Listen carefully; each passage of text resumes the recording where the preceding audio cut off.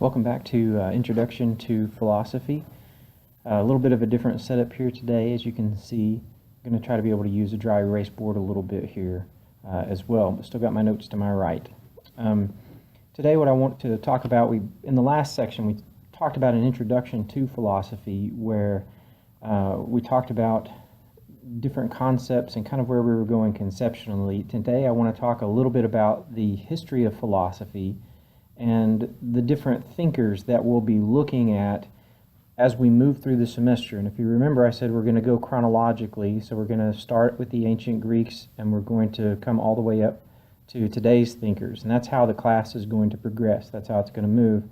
But today what I'm going to do is give you a snapshot. I'm going to give you a real fast overview of all of the different, of history, the history of philosophy, kind of how it moved in one quick session here today. And so that's what the lecture is going to be.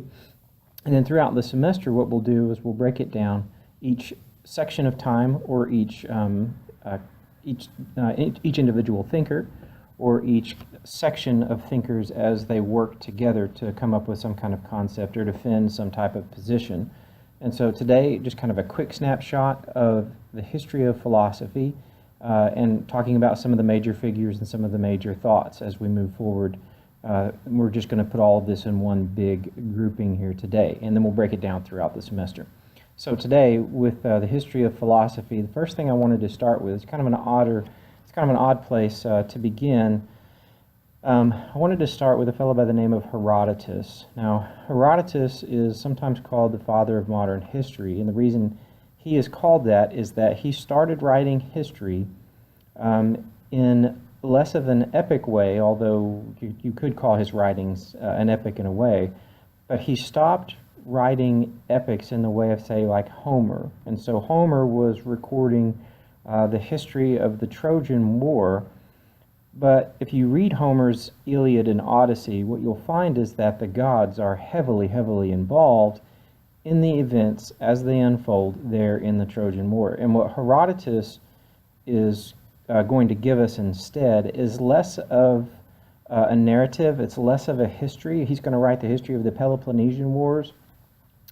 He's going to give us something that's not so much, it's not so heavy in the gods did this, the gods did that. In fact, he's not going to talk about the gods. What he's going to focus on is he's going to focus on the humans, and he's going to focus on the human element. He's going to really focus on what is it that causes war. For what reasons do men go to war with each other? And that's going to be his focus. So instead of focusing on the gods and their activities as primary, he focuses on humans and their activities as primary. And so part of what he's saying as he's writing is that these wars were caused by us. They're caused by humans, not caused by the gods, like as in Homer. Homer, you can see how the gods kind of caused this, and instead, now he says, these are really caused by humans. So why do humans go to war with each other?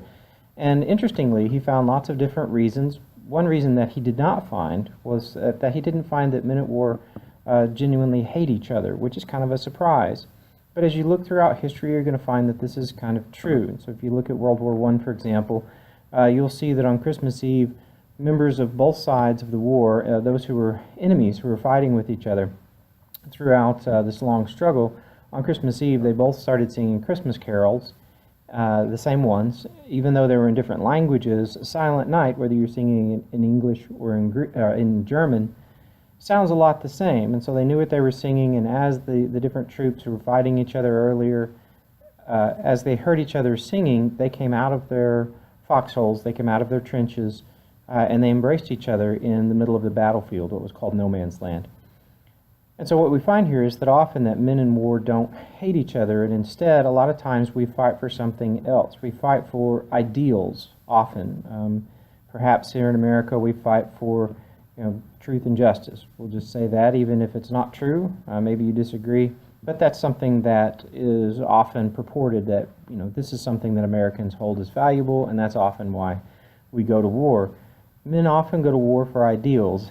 Often it's not for hatred, it's for something else. And as Herodotus explores humanity, as he leaves the gods out of his exploration for the reasons of the Peloponnesian War, It's significant because this is one of the first times that a historical document is coming down to us without the gods being directly involved. Now, this is really, really significant because as we start looking in philosophy, the beginnings of philosophy really are a search for a natural or a naturalistic explanation for why things are the way they are. Now, that's not to say that there's not a God or gods or anything like the divine. That's just to say that these ancient Greeks began to try to look for something other than simply that the gods were doing it. And we'll kind of see how that plays out when we get to the pre-Socratics, right? Those who came before Socrates.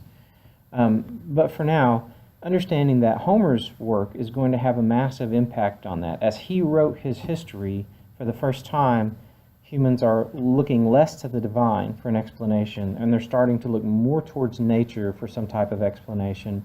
And that's what's going to inspire a lot of these Greek philosophers to try to explain things other than the gods are doing it. Again, there might be a god or gods, that's not what they're saying, but they're saying maybe there's a naturalistic explanation here as well, and so they begin that kind of search.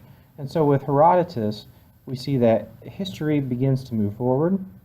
We begin to see that recording of history begins to change. It's less focused on the gods, it's more focused on a naturalistic explanation. And he really does, he says in one of his works, he says that he really is writing this so the deeds of these great men would not be forgotten. And part of what he means there is that, yes, he wants to record these events so that the brave men who are fighting in this war, that their bravery won't be forgotten. But Herodotus understands something else. He understands that history can teach. It can teach those who will listen. It can teach those who will learn from past mistakes.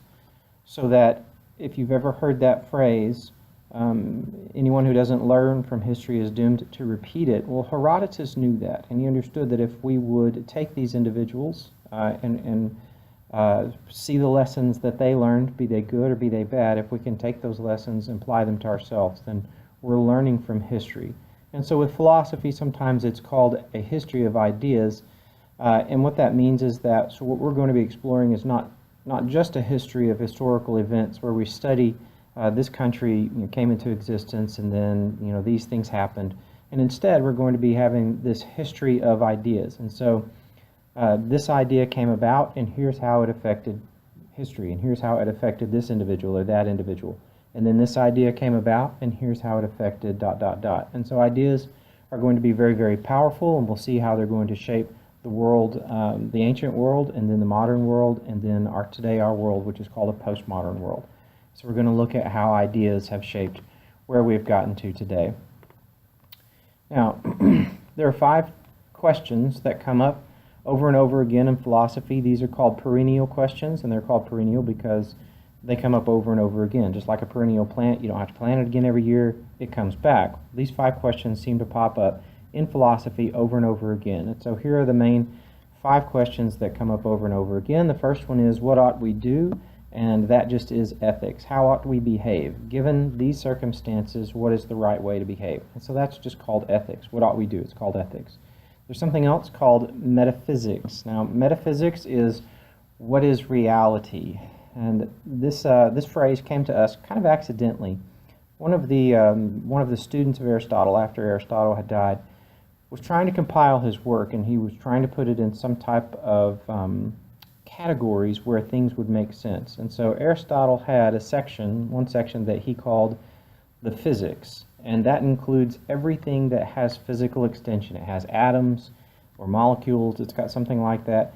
And so when we say it has physical extension, that just means that it is extended into the physical world around us, and we can interact with our 5 senses. Remember that word that I used earlier in the last lecture called empiricism. If something's empirical, that means it has mass, it has substance, it has atoms, and it is extended into the physical world. And so in Aristotle's writings, he has what's called the physics, or those things that have physical extension. The section that came after that didn't have a title. It wasn't titled.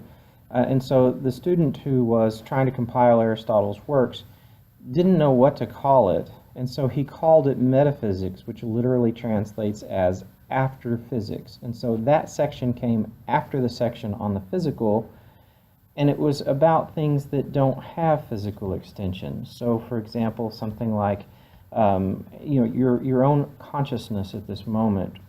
It's something that goes beyond just a physical manifestation. It's more than just the chemistry in your brain. Now, it's reliant on the chemistry in your brain, as we'll see as we move throughout the semester, but it's something that has no physical extension.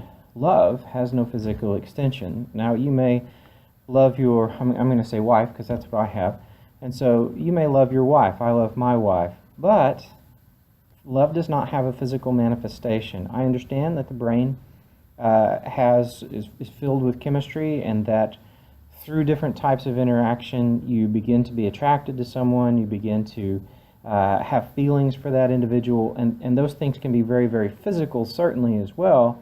And as you grow more and more attached to them, the neurons in your brain will fire and they'll connect, and so when you hear that person's voice, those neurons fire and you get good feelings and love and endorphins and all of those things. I understand that your mind is one big, massive pot of chemistry. But what we're saying here with Aristotle and his writings is that some things are metaphysical, meaning that they don't have physical extension. Even if you don't think that love is more than just the pot of chemistry that is your brain, love is a concept, and concepts don't have physical extension. They can be expressed physically, they can be expressed in some type of physically extended way, but love itself has no physical existence. And so what I mean here is that, and what I challenge my students with is, if you think it's just that physical manifestation and it's just the chemistry in the brain, challenge you again with the concept. Try to fry up a pan of love and tell me what that tastes like.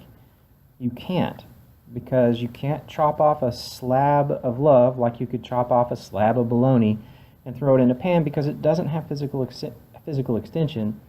It's something that's mental. It's something that's non-physical. Justice is the same thing. Has no physical properties whatsoever. You can't chop off a slab of justice. Now, you can look at someone and say that they're behaving justly or unjustly, but there you're judging their actions. You're judging something with physical extension. Justice itself is a concept, and therefore has no physical extension. So that's what we mean when we say something is metaphysical. It's something that is beyond the physics. It's something that is not physical, but many people say is very, very real. And so that's metaphysics. All right, so the first question is, what ought we do? And that's ethics. The second question is, what is reality? And that's metaphysics. The third question is, how do we know anything? And this is called epistemology. Now, in epistemology, that first word there, epistemi, just comes from a Greek word that means knowledge. And there's two Greek words for knowledge. The first one, here as we've said, is epistemi.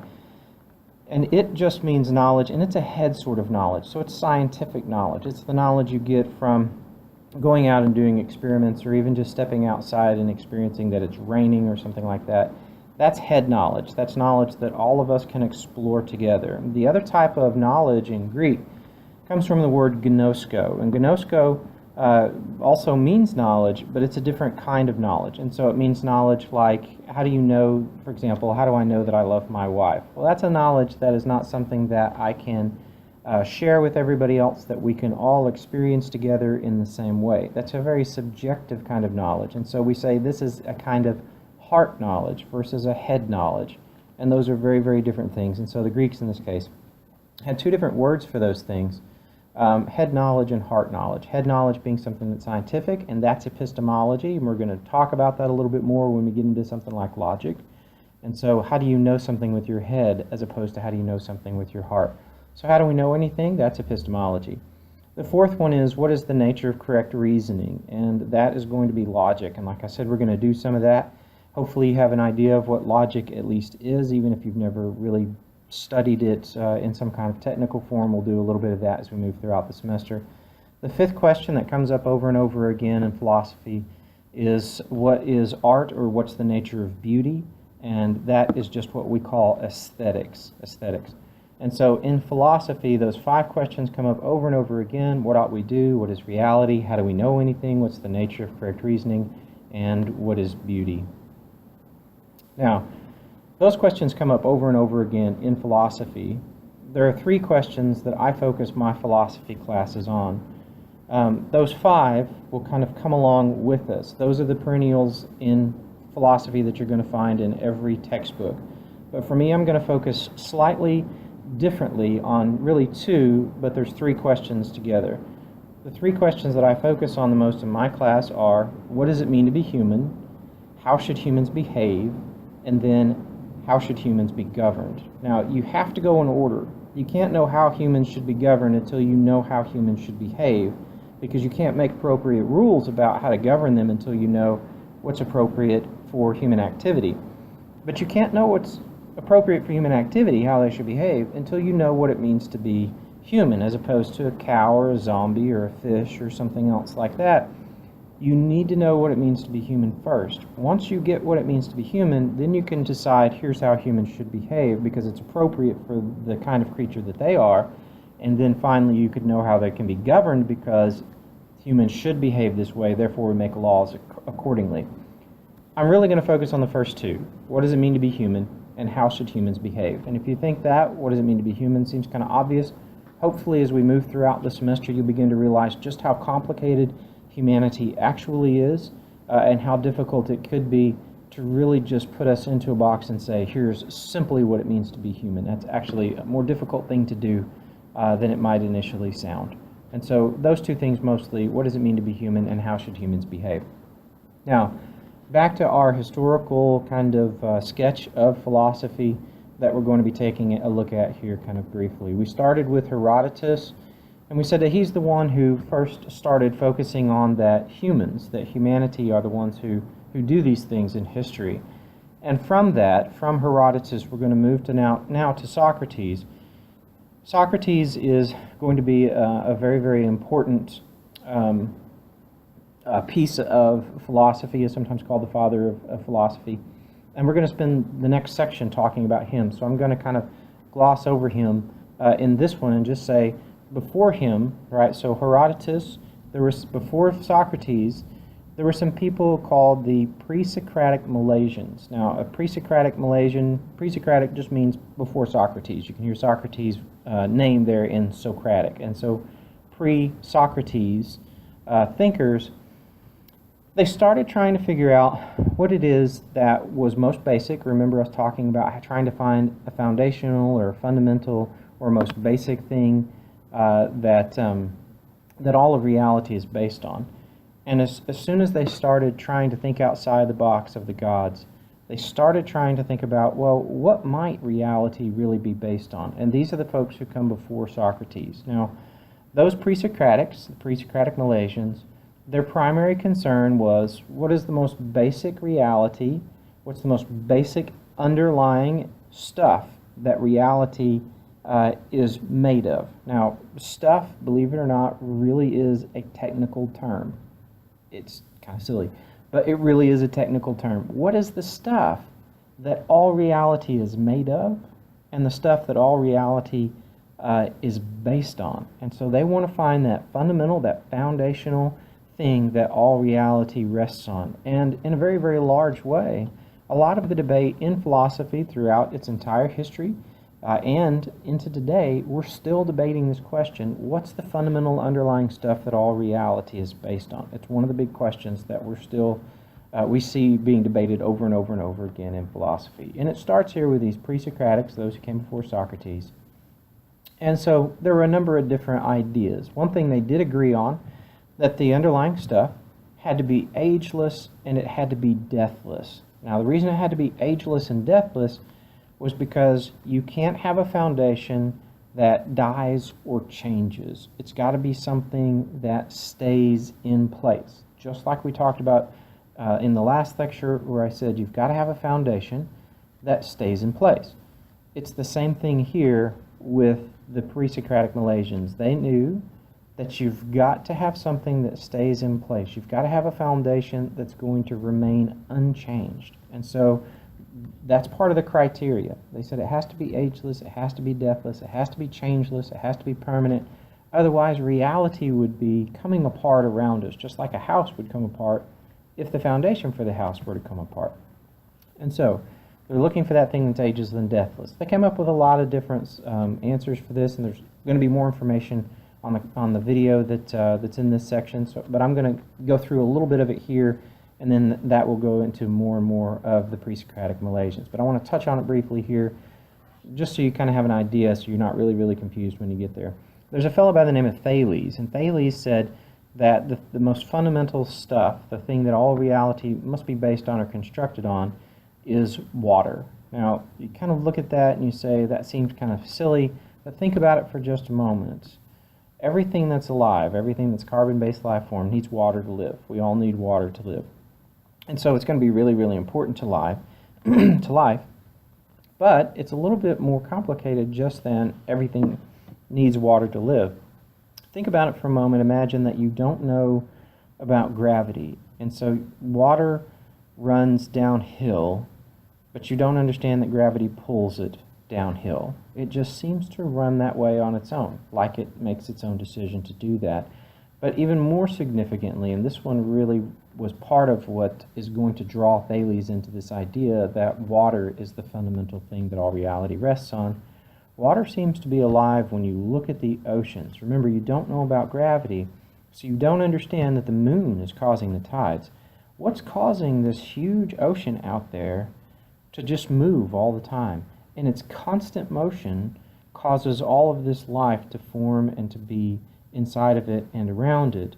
Water seemed to be moving on its own. What's out there pushing it? Now, in the ancient Greeks, some of them believed that Poseidon, the god of the sea, was out there moving the oceans and causing this motion. But remember, they're starting to look for naturalistic explanations, which means that Poseidon is out, and so water seems to be kind of functioning on its own and moving on its own entity. So Thales is going to say water is the most basic stuff. Anaximenes is going to say that it's air. And for many of the same reasons that Thales said it was water, he's going to say that it's air. Air is not apparently being pushed by anything. It's out there. All living things need it in order to survive. And so Anaximenes is going to say that it's air. There are several different ideas like this. Those are probably the two most important ones. That's why I'm mentioning them here. But what really matters, what's going to be really big, in this case, those beginning thinkers, those who started thinking in this way, is that we're kind of trying to find that naturalistic explanation that explains the most basic, foundational, fundamental thing that all reality is based on, and they add something very important. It has to be unchanging. It has to be ageless and deathless. It has to be something that reality can rely on and that will always be there, so reality does not change and does not fall apart. So, as these thinkers continue making progress, and some of them will die, and then you'll get new thinkers who will use their concepts. Just like engineering builds on itself, if you trace the history of engineering, you'll see that we start out kind of simple and we move into ever more complex engineering ideas. Same thing's going to be true with the history of thought. And so these beginning thinkers gave those ancient men something to think about. And then the next line of thinkers will advance a little bit more, and they'll give us something new to think about. So the next thinkers that came along were called the Eleatics. Now, the Eleatics were people who looked at the physical world and they said, if the most fundamental thing that all reality is based on, if it's got to be ageless and deathless, it can't be based on physical things. It can't be based on the material world that we see around us. It can't be based on things that are made up of, and in this case, atoms, because we'll see the atomists in just a minute. It can't be things that are based on atoms. Why not? Because everything that's based on atoms change. So my computer is changing as I'm sitting here giving a lecture. It's slowly deteriorating. Now, it's doing it at a very slow rate, but it is deteriorating. As is the building that is around me, and my shirt, and even myself.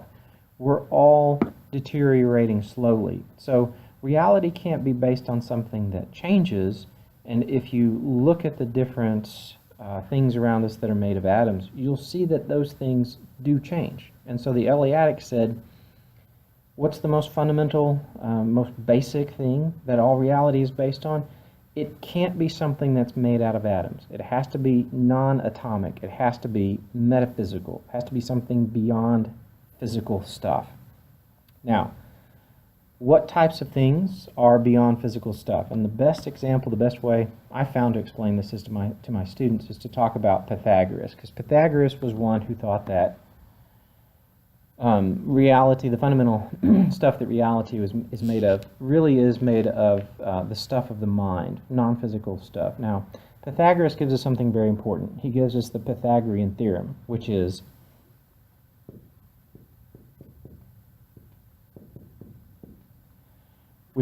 a squared plus b squared equals c squared. Now, it might be backwards, it looks backwards on my screen, but that's a squared plus b squared equals c squared. That's the Pythagorean Theorem, and basically all that says is that if you take the two shorter sides of a rectilinear or 90-degree triangle and you add those two shorter sides together, then, and you do your mathematical equation, that these two will always equal the longer, the c squared, will always equal the longer side. So if you're doing something like this, you've got your right angle triangle, that this one, the c, will always be the same length as these two added together and squared. Right? So a squared plus b squared equals c squared. And this is going to be true of all rectilinear triangles in existence. If it's a 90-degree right angle triangle, this equation is going to be true of them. Now, why is this significant? Why is it significant for Pythagoras and for the Eleatics? It's because this particular truth, this particular concept, is true of all rectilinear triangles, and it was true of all rectilinear triangles before there was such a thing as a rectilinear triangle, and it will always be true of all rectilinear triangles, no matter what happens to the universe around them. And so, all rectilinear triangles could go out of existence. The entire universe could go out of existence, so that there is nothing. And even if there is nothing left, there's literally no things left, this would still be true about a rectilinear triangle. If a rectilinear triangle came back into existence, a squared plus b squared would still equal c squared. And so this concept is not dependent on anything physical around it. And since it's not dependent on anything physical around it, it's metaphysical. Therefore, it's not going to change. This isn't going to change. Now, imagine that I took from all existence all rectilinear triangles. Would this still be true? Yes. Now imagine that, right, I'm erasing it.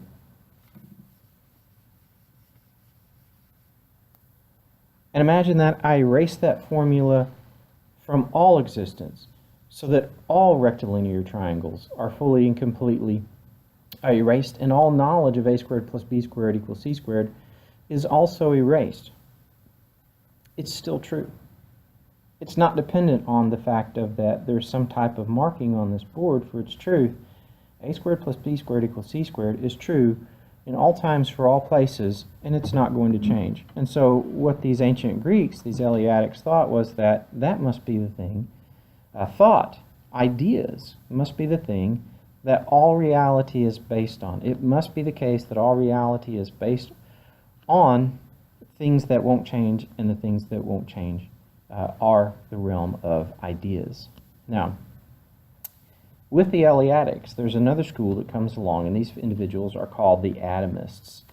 And the Atomists thought that what all reality is based on is things that do have physical extension. And what they said is that, yes, it's true that the things around us that have physical extension do change. But, they said, there's something called, and what they called was an atom. And they said an atom was the smallest of things, and that it could not become any smaller. Now today we know about subatomic particles. We know about things that are even smaller than atoms, protons, neutrons, and electrons, and also quarks. And so in this case, we know that there is something smaller, but to the ancient Greeks, what they're saying is that there's nothing smaller than this. That atom is literally the smallest of all substances, and the atom itself doesn't change. Yes, it's true that the structure of the atom might change, but the atom itself remains in place. And so, yes, my shirt might be deteriorating, the atoms might be breaking down in their connection with each other, and so that eventually it will rot and that will come apart.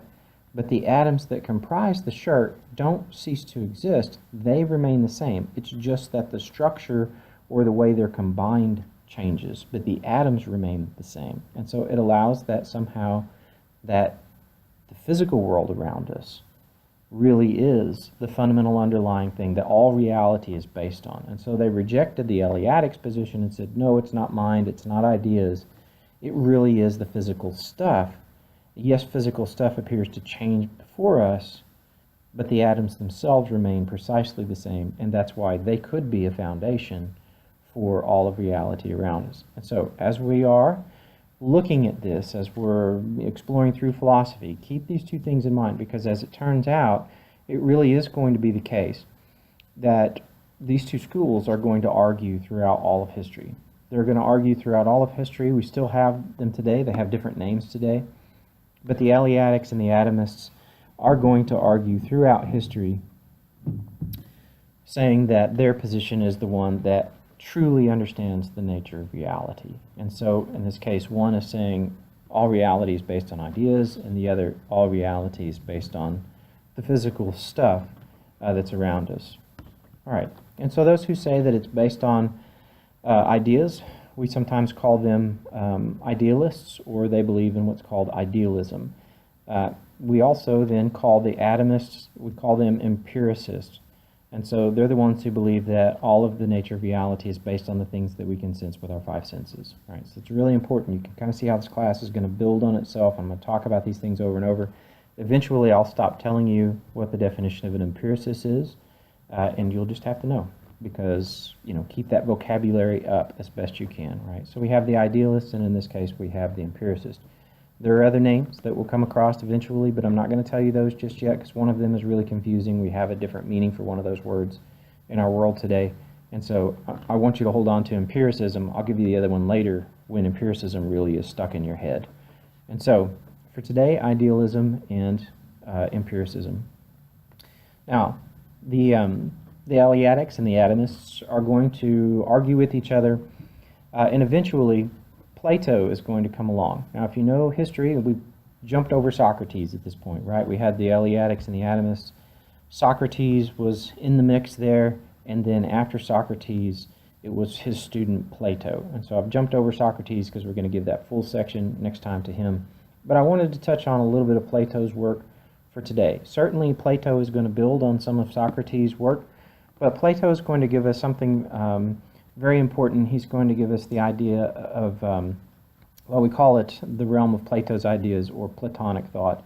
And so in this case, he's going to take some of this stuff that the Eleatics and that the Atomists are going to be building on, and he's going to give us something a little bit different. He's going to combine their concepts, and he's going to say that the physical world and the world of ideas are both real, and that they actually interact with each other. So it's not it has to be the Eleatics way or the Atomist way, and in fact, he says it can be both. Now, how can it be both at the same time? Well, what he's going to tell us is that there's a realm of ideas, and there's a realm of the physical, and both of those interact, but the realm of ideas, he said, is more significant than the realm of the physical. And so he's going to land in the idealist camp, because he's going to say this is more fundamental.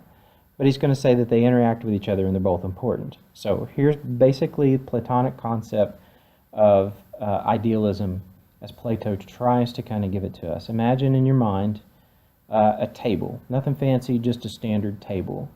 For most people, what comes into a person's mind when I say imagine a table looks something like this. Now, that's a tabletop with 4 legs. Most of us, when we say imagine a table, pops into our head, table, 1, 2, 3, 4 legs, right? I didn't draw it in 3D. But a tabletop with 4 legs. And so what Plato says is that the reason that this is more fundamental, it's more significant, it matters the most, is because in your head you think of table, and then the attributes of the idea of table comes down to physical tables that we see. And so all around us, we have a table over here. It's a table. It might have 3 legs, but we still call it a table because it resembles this thing that dwells in the realm of ideas. And so the idea causes these things to come to us, but this one is most fundamental. This one is most basic. This one is where we start. And so most tables, right, or tables are going to come to us in a various kind of way, a variety of ways. But this is basically what everybody thinks of when we think of a table. The table might look like this.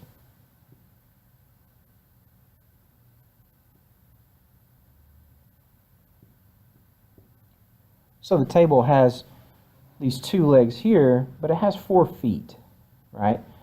But again, the primary concept is up here. We've still got the flat top and we've still got legs. And so what we see here is table. And this seems to be more important, and it seems to give us the attributes of these tables. And so that's what he means. Yes, they interact, but which one is more fundamental or which one is more important? The one that dwells in the realm of idea. The idea of table is more important than these. Now, it seems kind of silly, or maybe a kind of a silly distinction. It's really going to matter kind of as we're moving forward.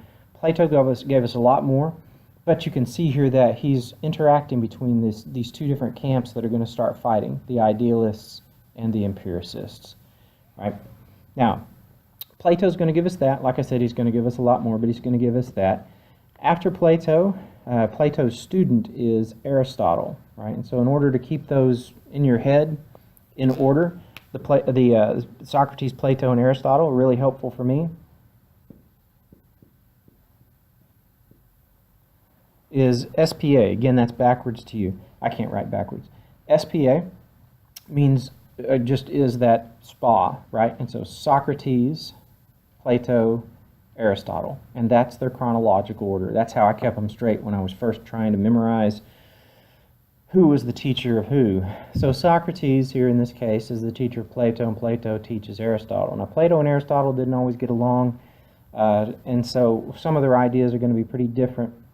And Aristotle, in fact, is going to be one of the most powerful and influential philosophers to have ever worked on our planet. In fact, one of the professors that I've listened to a lot said that if there was ever any evidence of extraterrestrial life on our planet, that it was Aristotle, because his genius and his ability to develop and to give us so much information and so much thinking, it was so dynamic that it really seems to be otherworldly. It seems to be almost extraterrestrial. Now, he was kidding, but when you start studying Aristotle, you begin to realize, and as you begin to study more and more of the history of philosophy, you begin to realize that Aristotle's thumbprint is on everything. And so another professor I've listened to a lot said that a lot of this is just us thinking about Aristotle's thoughts. It's us thinking about Aristotle's ideas after Aristotle has passed on, because he is so powerful and his ideas are just so powerful.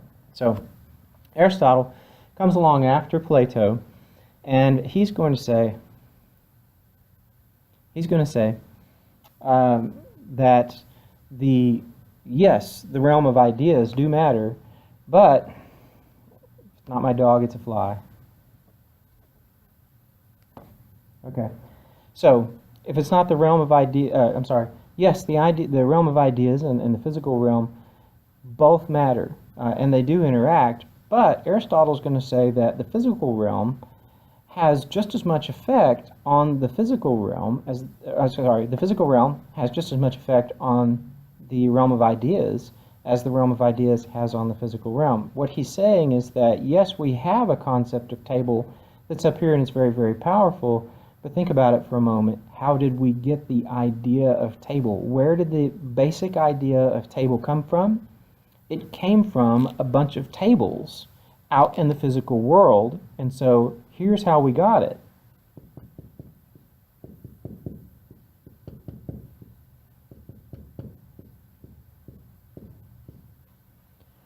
We had a bunch of tables, physical tables, that had 4 legs and a flat top. And since we had so many of those, the idea of table was born.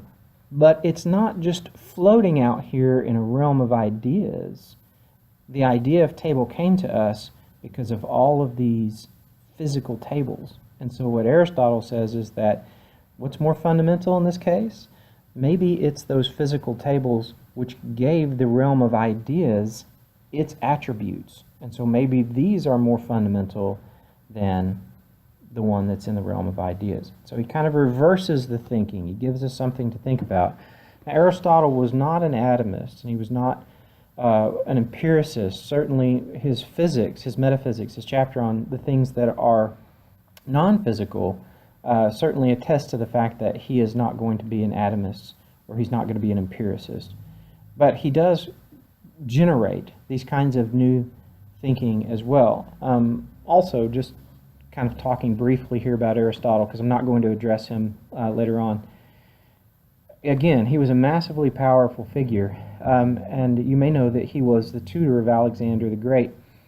And as Alexander the Great set out conquering the known world, Aristotle sent a number of scientists along with him. And so, as Aristotle's conquering, you don't just take an army and march.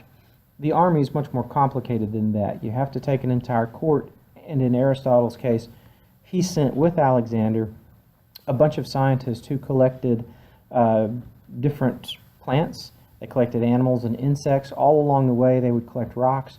They collected all of these things, and they would categorize them like a scientific expedition does today. And then they sent them back to Aristotle so that he could study them and catalog and categorize them. And in fact, Aristotle's the one who gave us the different categories of animals. And so you've got the species and all that stuff. Aristotle's the one that gave us all that for plants and animals. So he really was a powerful mind in science and in philosophy and in many, many other ways. And so Aristotle was a very, very powerful thinker who influenced all of philosophy, and we'll see in the Middle Ages that he comes back and he's forgotten for a while, and then when he comes back onto the scene, he influences philosophy once again. Now, what happens here is that Aristotle's thinking really, really is so powerful that for hundreds and hundreds of years, nobody really adds anything massively significant until, if you think through your history for a minute, Rome and the Europeans are going to dominate history for hundreds of years. Aristotle's going to be kind of the most powerful thinker in all of this. I mean, he's Greek. He's before the Romans. He's dead before Rome comes along, becomes powerful. But his thinking is so pervasive. It's so powerful that not a lot's going to be added to it.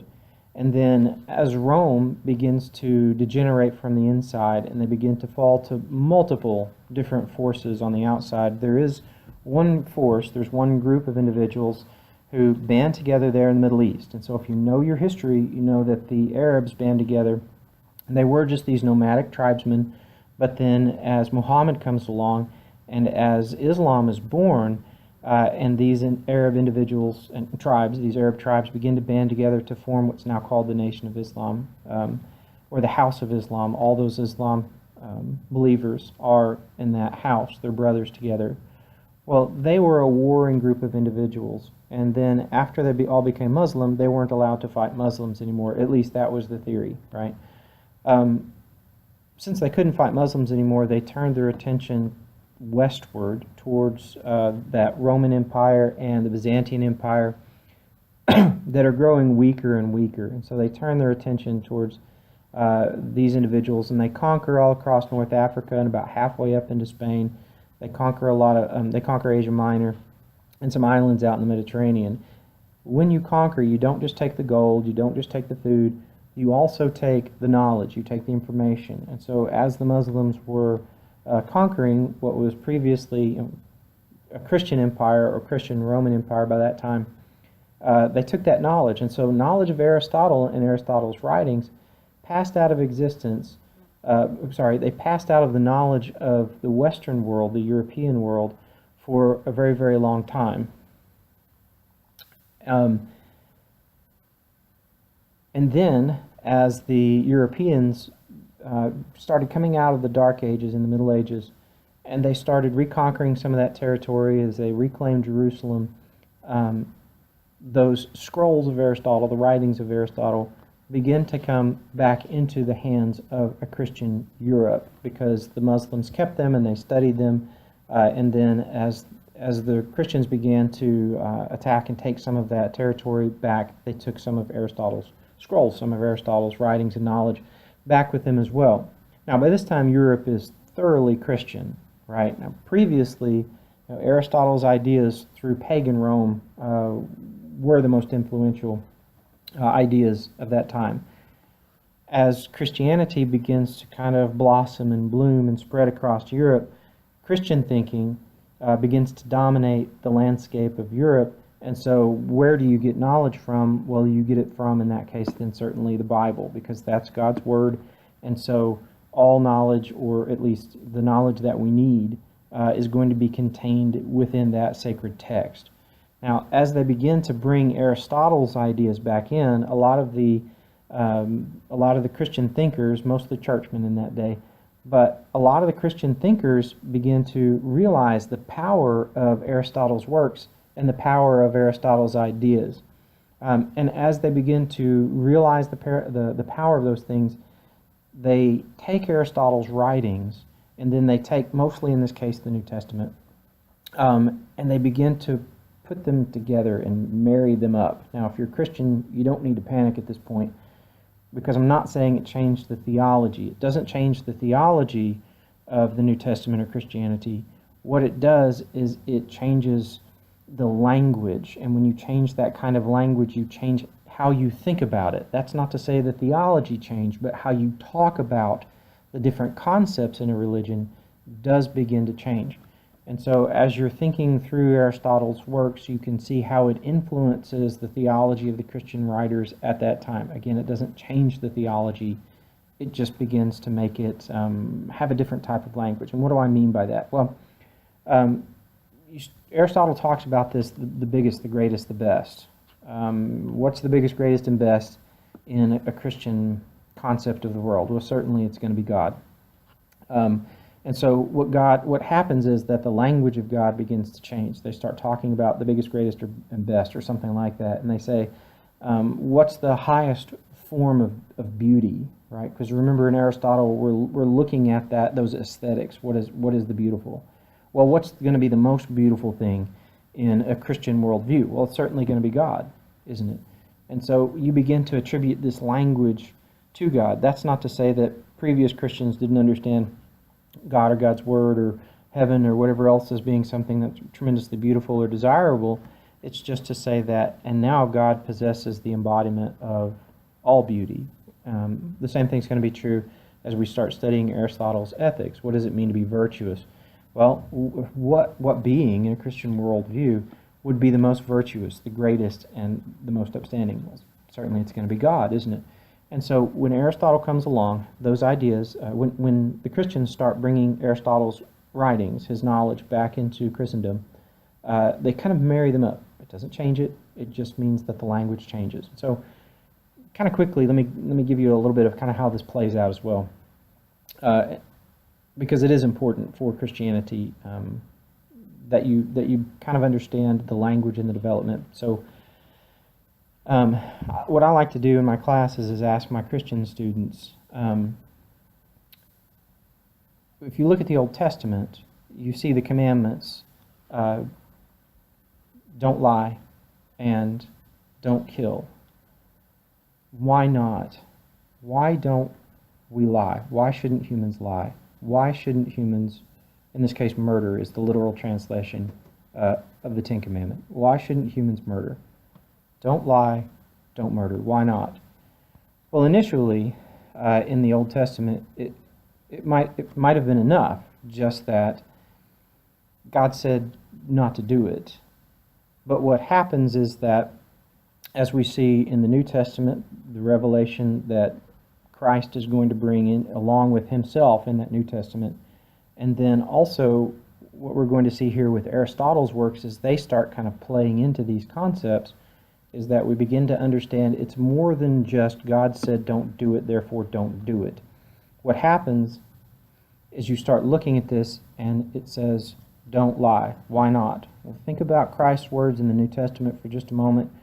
Not much given to quoting sacred text, although I will at some point also quote the Egyptian Book of the Dead, right? Just so you know, I'm going to be quoting multiple texts, but in this case, that saying that Christ gives us there in the New Testament is, he says, I am the way, the truth, and the life. Now, that saying is actually that he, well, what he says there is actually very, very packed, and Aristotle helps to unpack it just a little bit. So when Jesus says, I am the way, the truth, and the life, he says, I am the way. We can jump over that one for now and just say, then he says, I am the truth. So why don't we lie? Why shouldn't humans lie? According to a Christian worldview, we should not lie. Why not? Because God is truth. Not just that God says you should speak the truth, but in this case, because God is truth itself. What's the truest? What's the most truthful? The greatest in all of truthfulness? Well, in a Christian worldview, again, it's going to be God. And so, don't lie. Why not? Because God is the opposite of that. And anything that's the opposite of God in the Christian world is that it's sin. And so, in this case, don't lie. Why? Because God's the cosmic killjoy and He doesn't want you to have fun by lying? No. No. Because God is truth. Don't kill. Don't murder. Why not? Well, if you start looking at the Christian concept and you start understanding Aristotle's work as it influences the Christian concept, what you're going to get is this idea of don't murder. Why not? Because God's the cosmic killjoy and He doesn't want you to have fun murdering people. No. What is the most alive? What's the greatest life giver and life bringer according to the Christian worldview? Well, that's going to be God. And therefore, don't murder. Why not? Because God is life. So, when Christ said, I'm the way, the truth, and I am the life, what He was doing here was something much, much more profound. He's taking those 10 commandments and He's saying, don't just obey them because God says so. Obey them because you begin to understand this is what God is. And so there's something very, very profound that begins to happen through in the New Testament, and then again in some of the interactions as those scholars begin to understand more and more of Aristotle. They put them together. We do these things not just because God said so, but because that's who God is. That's what the personage of God actually is. So you can see a kind of a influence that the history of ideas is going to have, and it's going to be handed down all the way to us in a Christian culture or Christian worldview here today.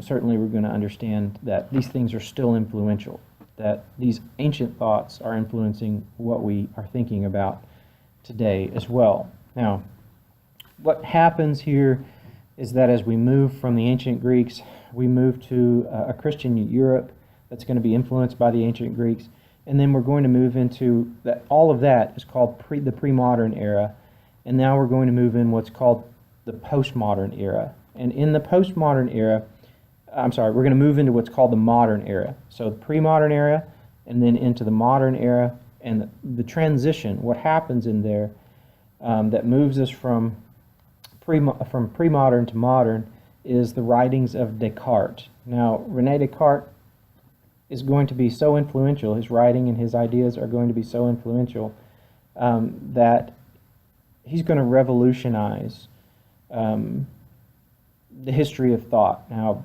I plan on doing that this evening. Right? I'm going to go home tonight. I'm just going to sit down and write something that's so brilliant that I'll revolutionize the history of thinking.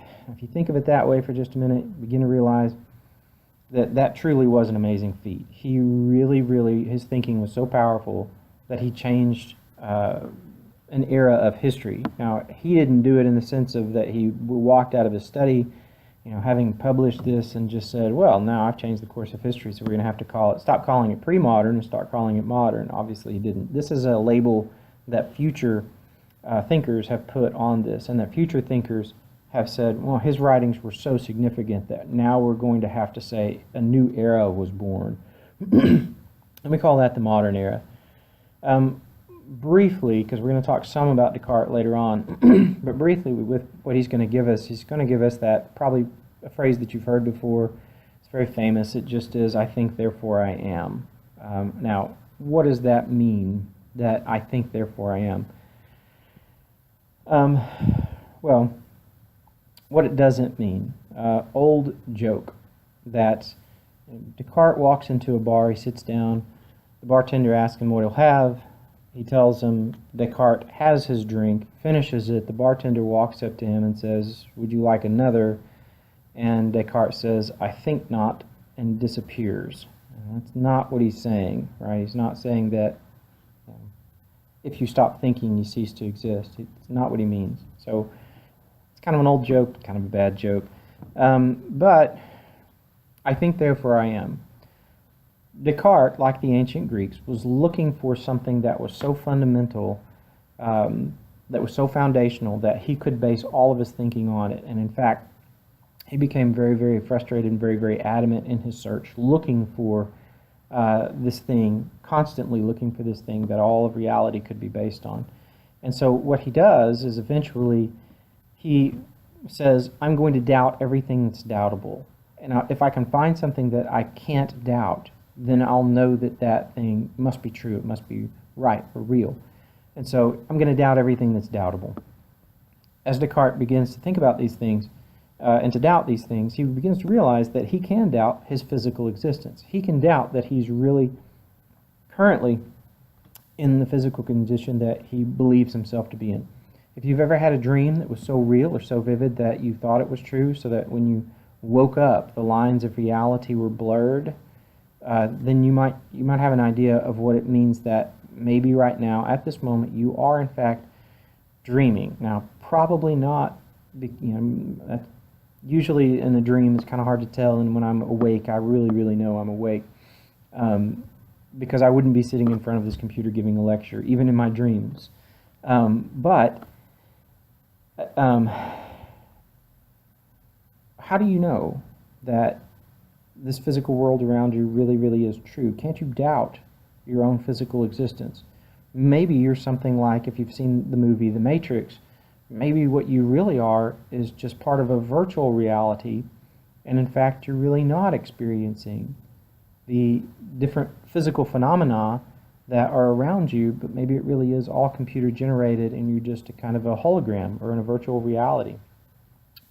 You can doubt your own physical existence. Now, Descartes didn't have computers, at least not like we understand them, and so he couldn't talk about virtual worlds, but he could talk about the dream world. And he said, what if this really is just a dream? I can doubt that my own physical existence in this moment, maybe this really is just a dream. Or he said, perhaps there's some great evil demon that is causing me to believe these things about my own physical existence at this moment, and maybe none of it really is real. And so he could doubt that any of the physical phenomena around him was real. And so eventually he came to realize that there was one thing that he could not doubt. He could not doubt that he was doubting. Now, think about it for just a moment. You can't actually doubt that you're doubting. You can't do it. Because as you are doubting that you're doubting, you're doubting. And that's going to lead him one step further, where he begins to realize, well, if I can't doubt that I'm doubting, I also can't doubt that I'm thinking. If I try to doubt my own thinking at this moment, that I am thinking at this moment, I'm thinking about thinking, and therefore I must be thinking. So he said, I think, because I'm a thinking entity, it must be true that I really, really do exist. No evil demon can cause me to think that I am a thinking being when I'm really not a thinking being. No evil demon can cause me to think that I'm a thinking being, when in fact I'm not a thinking being. Therefore, I must exist. And so he couldn't doubt his own thinking, and therefore he came to the conclusion that he really, really must exist. Now, it seems kind of hard for us to wrap our head around why this might be revolutionary sometimes, because, well, obviously I must exist. But it is revolutionary because, remember, we're trying to find that fundamental foundation for the basis of all reality. And so in the argument, remember our argument here between the realm of ideas and the realm of the physical, Descartes is going to fall on the realm of ideas, because he's going to say my ideas are fundamental. I can't doubt my own thinking at this minute, but my own thinking is non-physical. It's not a physical ... Therefore, the realm of ideas are the foundation for all thinking and for all existence. And so I think Therefore I Am is going to be a very, very powerful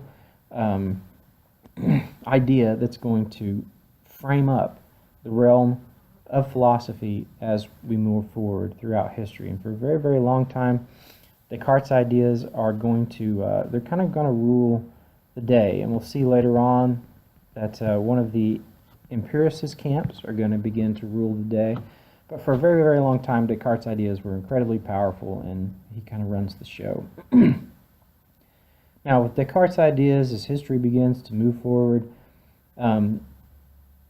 world power moves around. And as the power in the world moves around, so do the ideas, and so do the power bases for ideas.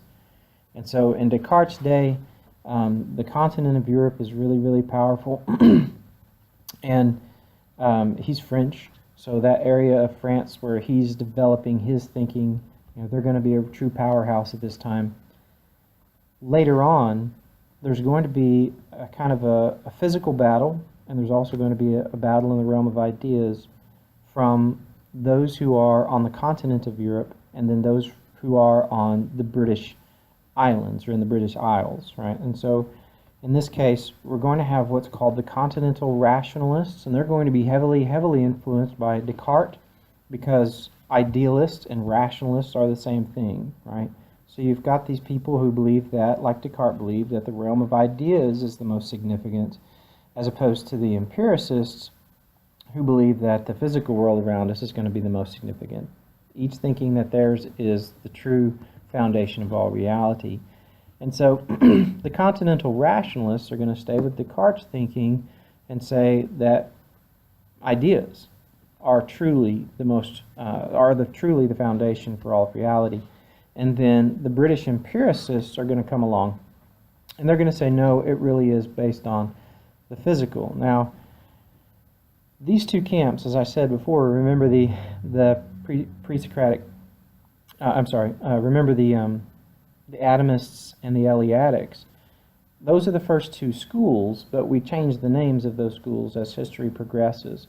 And so now, in this case, being called the continental rationalists, those who are on the continent of Europe who believe that ideas are the fundamental stuff of all reality, that all reality is based on. And remember that they're not doubting that the physical stuff exists. They know that the physical stuff exists. They're just saying that the more important aspect of reality is in the realm of ideas. And then you have the British empiricists who come along, and they're going to say, no, it really is just in the physical world. And the British empiricists are going to be highly influential.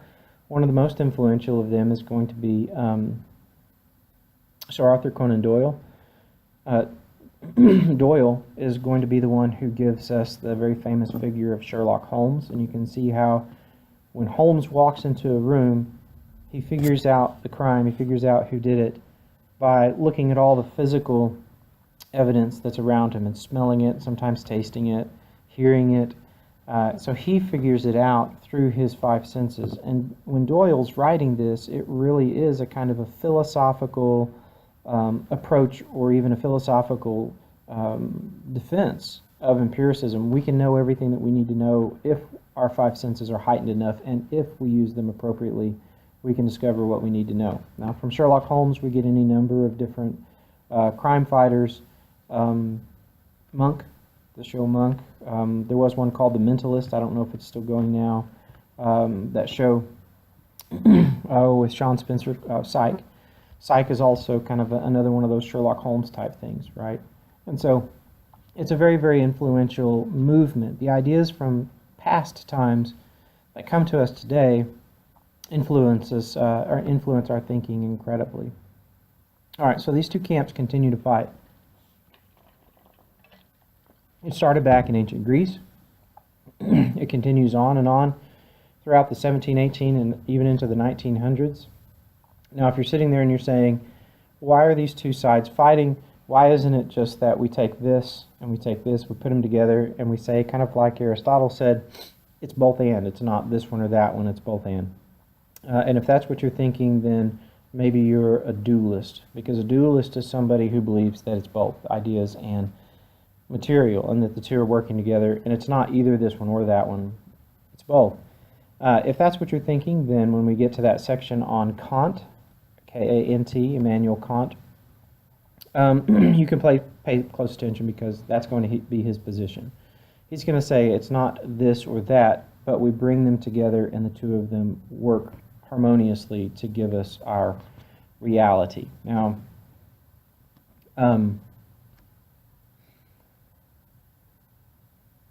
this is going to happen multiple times throughout history. What I mean is that we're going to have a number of times through history where idealism will dominate, and then empiricism will dominate, and then some thinker will come along and put them both together and say it's both, and so dualism will dominate. And then later Descartes comes along, for example, and so idealism will dominate. And then the British empiricists come along, and so empiricism might dominate. And then Kant will come along, and dualism will begin to dominate. And so if you're wondering right now, because it cycles like this, which cycle we're in, right now we're in the empiricist cycle, where science is very much ruling the day-to-day. And so we're relying very, very heavily on our five senses to give us knowledge. It's not a bad thing, but right now we're certainly in an empiricist cycle where they're the ones that are holding sway. And so that's where we're at currently.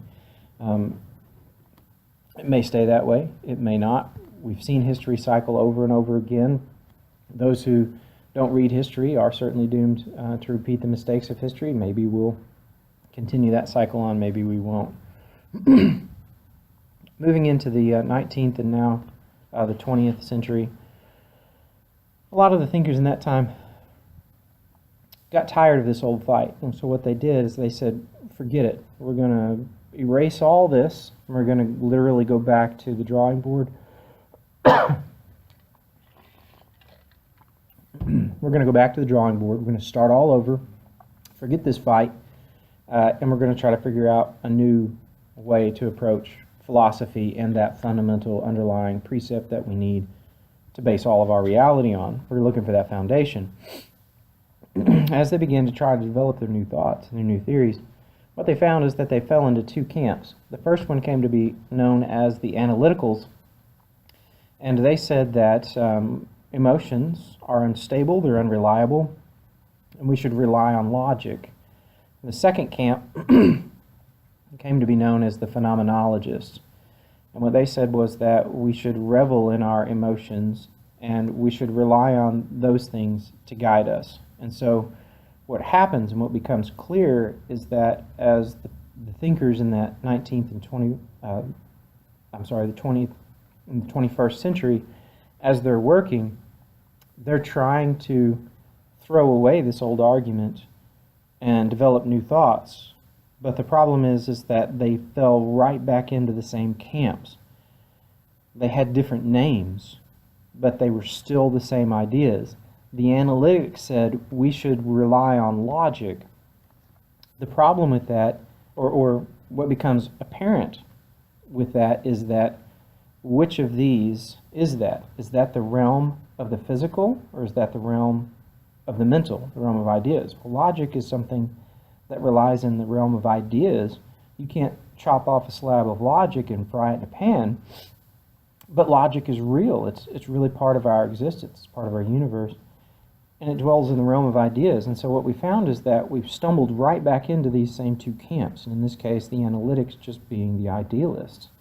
And then the phenomenologists said we should rely on our emotions. The problem with that, or what became apparent eventually with that, is that they're relying on their emotions, but their emotions are attached to their senses. And so if they have some type of experience, they're relying on their emotions to guide them, but what guides their emotions are their five senses. And so if you walk into a room and there's a fight, the volume is going to have an effect on your ears that's unpleasant, or perhaps the pitch of the volume will have an effect, or perhaps they're fighting physically, they're hitting each other, and so you're seeing something that's unpleasant.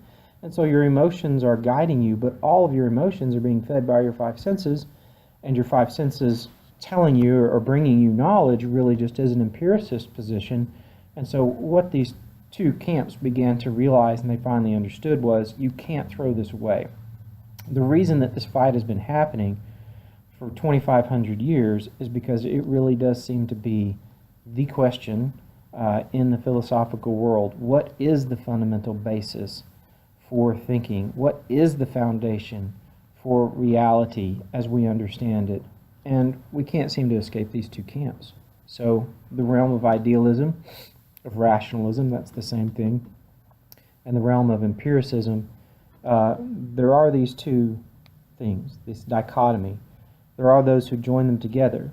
There are problems for the dualists as well, and we'll look at those later on. But here we have it, this fight that has been happening throughout all of history. What's the most fundamental? What's the foundation for our understanding? What's the most basic, most important part of reality so that we can begin to move forward with our thinking? If we can find that foundation, we can move forward with our thinking and have good, sound experiences here in this reality. Now,